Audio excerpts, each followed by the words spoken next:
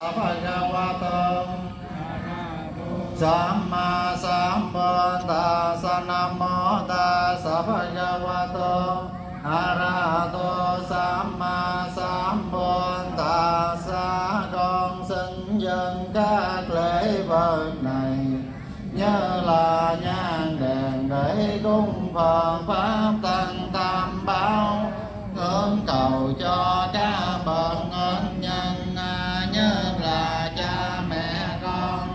bà con đều được sự tấn hóa, sự lợi ích,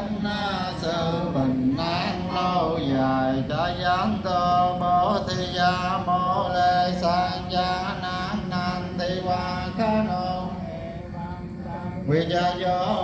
he cha ya so cha ya mang ya le abara chi ta ba lang ke se wa ta vi ba ca le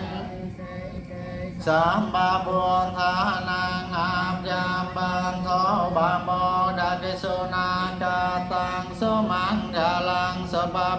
tăng so chi tăng cha sư di tăng ram ma cha re so ba đa ke nang ga ya cam mang wa cha cam mang ba đa ke nang ba ne này te ba đa